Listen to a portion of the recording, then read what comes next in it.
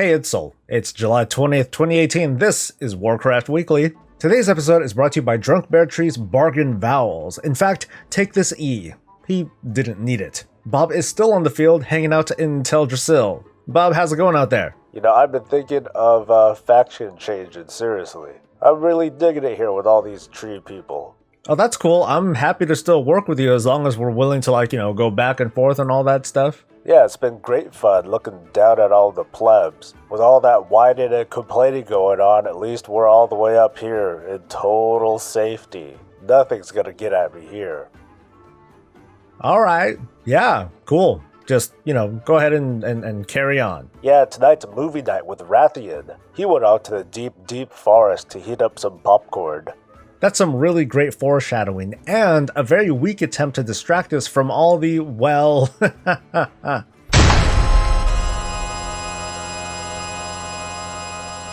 yeah. As you already know, the biggest news of this week is the Battle for Azeroth pre-expansion patch 8.0 is here. And with it being here, considerable loss. Stat squishes and artifacts and first aid, fun and excitement and the hope of a better tomorrow. It's patch day. It's funny because when the patch was first deployed on North American servers back on Tuesday, I popped on, started doing stuff. I didn't really see anybody online at the moment, so I decided to wander around. I was streaming, I was hanging out, having a decent time. A lot of people happened to join me, and, some people had some stuff to say. Why did you break the servers, Sol? Tyrande left her curling iron plugged in. Nah, Dreadmane, it was Morley Greymane flicking his cigarette. Blizzard done goofed. Whoa, you got in? Lucky. Man, I still can't get into the game. Oh, crap. Server lag and DDoS attacks burned down Smeldrassil. Smeldrassil. I had no idea just how affected people were. I saw a couple of people online. I started to see a few people doing some PvP stuff. I did some dungeons. I did some raid stuff for transmog. It just felt like a regular Tuesday. Until, of course, I screwed up a little bit. Stuff like this, it's like eye sex. Just watching everything work out and go away. Oh, look at all that crap going away. My auto seller sells everything under item level 810, right? Yeah, it did. So I sold everything.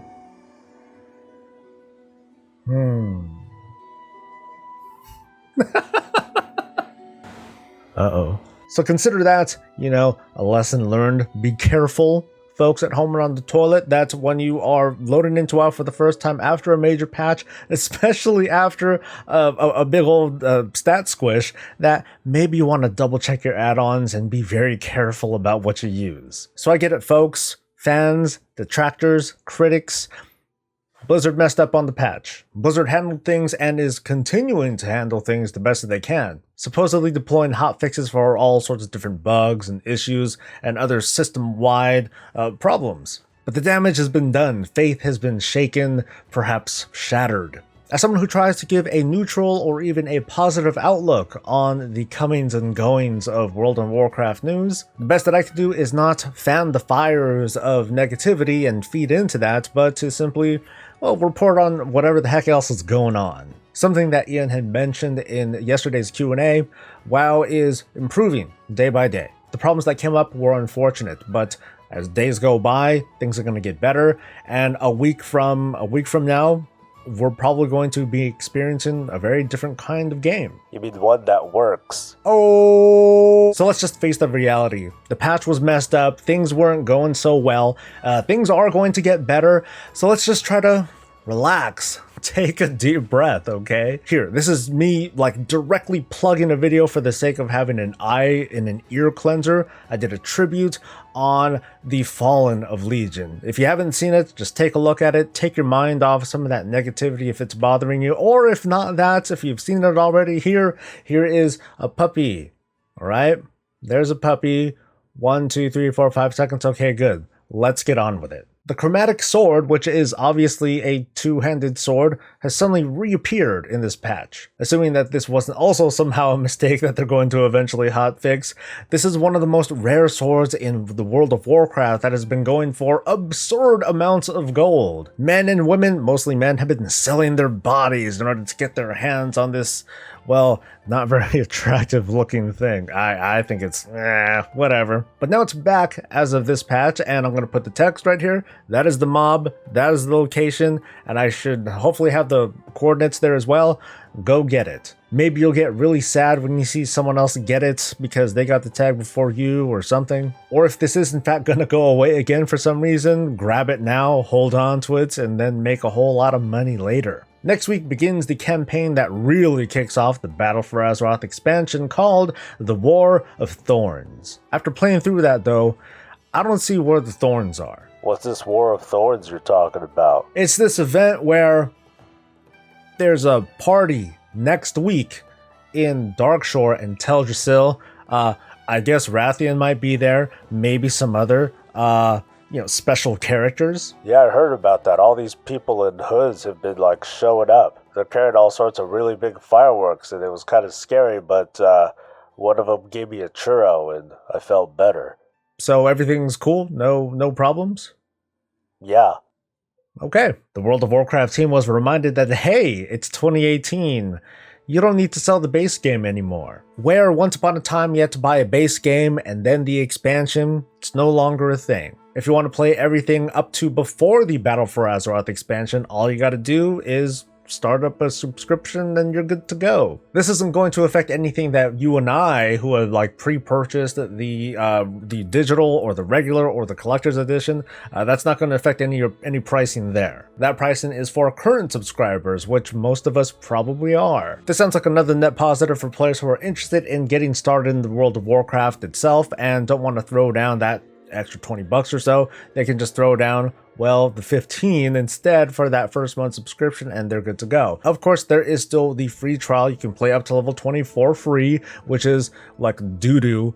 You might as well be able to play to like 40 at this point. At least the 735 patch should give players access to many different kinds of zones. I think giving trial characters like that kind of access would be a good thing. As a reminder for everyone who is logging in this week for the patch, everyone is going to have 1,000 Awakening Essence in their Grand Challengers cache. So make sure you get on all your max level characters so you can get your free, well, it's what's basically a free legendary. Just go to the blacksmith in Dalaran and have at it.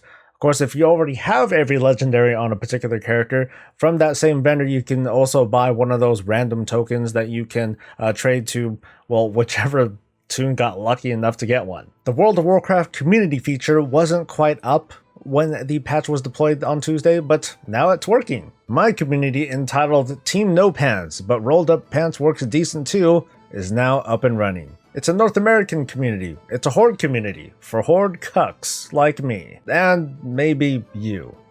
And maybe not Bob. For the barbecue. Yeah, that's a good setup. Anyway, that community is open for joining, and so if you want to just come in and hang out and leave a message and bother me, go right on ahead. I'll be popping in from time to time, and if nothing else, it'll give you a very good idea of just how infrequently I'm actually playing the game and otherwise just standing there AFK. This week, we got a preview of the Warbringers animated shorts that are going to start coming probably next week. Jaina Proudmoore, Sylvanas Windrunner, and Queen Ashara they sound like the most ridiculous sitcom ever. But those are the three ladies that are going to be featured in these shorts, and they should prove to be quite illuminating. Or if nothing else, they're just going to look badass. I'm a big fan of these shorts that have been coming out before these expansions, and I'm really looking forward to it. You folks at home and elsewhere can also look forward to my commentary as soon as these videos start coming out, where I'll just be going, well, maybe scene by scene. What's going on? What's that? What does it all mean? It should be fun, so stay tuned for that, or otherwise subscribe so you get notified whenever I get something like that out. The World of Warcraft developer Q&A was this week, and Soul's making me talk about it. Ian has a roller coaster, and Josh Allen were there, looking pretty tired, presumably because they were actually doing work.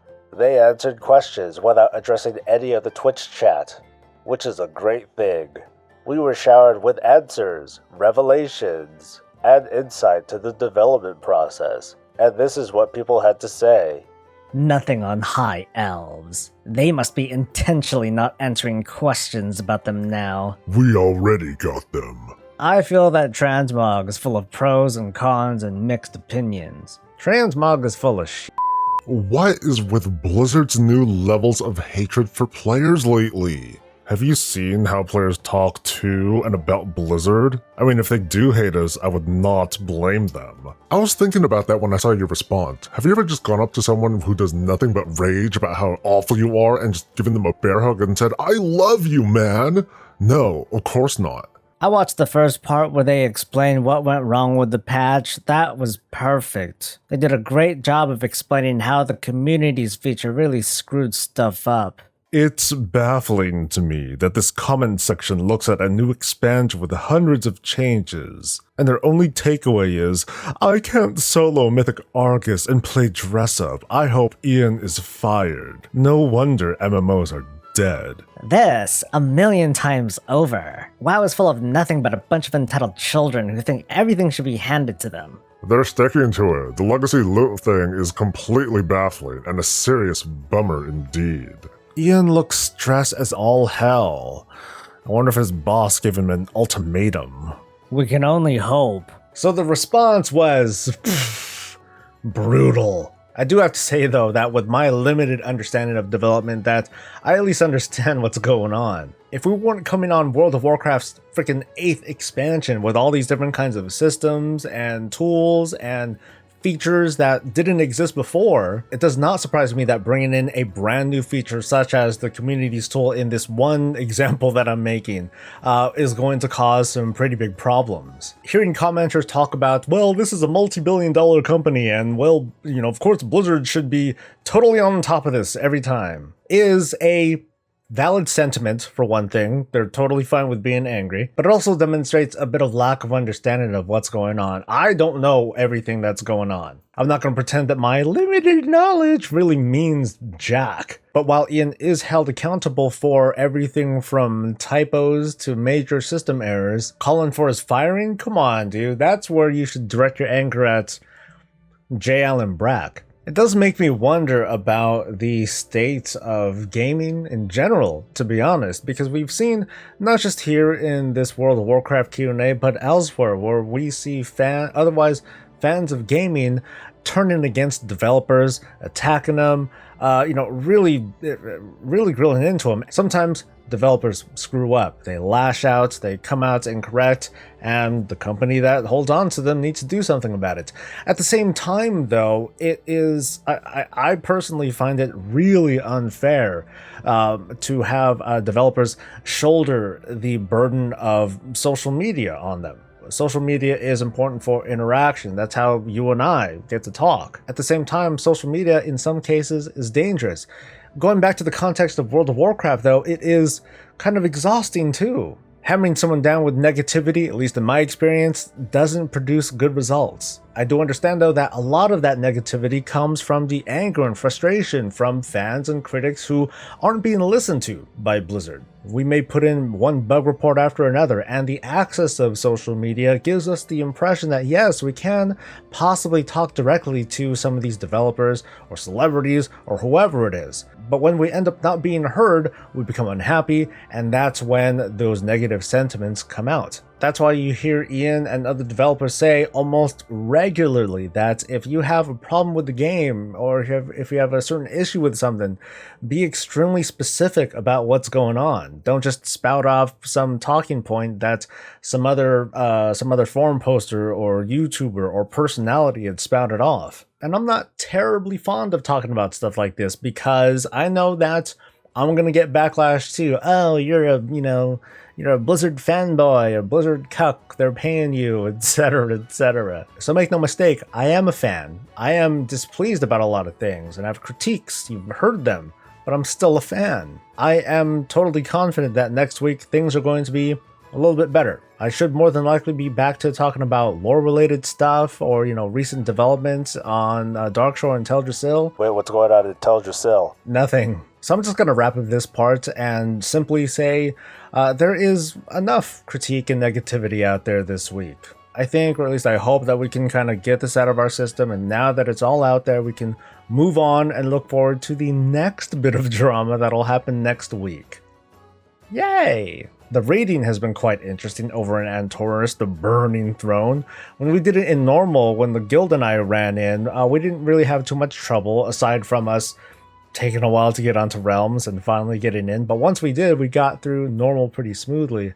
Heroic, though, was another beast unto itself. Holy cow. It really goes to show just how much the tanking paradigm is going to change from Legion over to the battle for Azeroth. The hope is going to be that, yeah, with regard to tanks, there isn't going to be so much heavy magic damage that goes out, since we can't mitigate it nearly as well as we used to. So that's pretty much going to wrap it up for now, because most everything else are like little bits of news or updates or fixes. So I recommend double checking MMO Champion and Wowhead for any of those sorts of updates as we go through the weekend, because I have a feeling that Blizzard's going to work over the weekend. Suckers. So I want to thank everyone, as always, for making it to the end. Please, oh please, send your support by either liking, subscribing, or maybe becoming a patron for the channel. And otherwise, keep watching, keep commenting, let me know how your week was. I hope you had a good one. Hopefully one that was filled with, gameplay and not crashes and not lost characters or accidentally sold items. I look forward to seeing you next week for some more fun stuff, maybe some coverage of this whole Warbringers animated short stuff, maybe a full-on follow-up from some of the drama that had happened from this week, and all things Warcraft. So I'll see you next week. Until then, stay safe, stay happy, and stay breezy.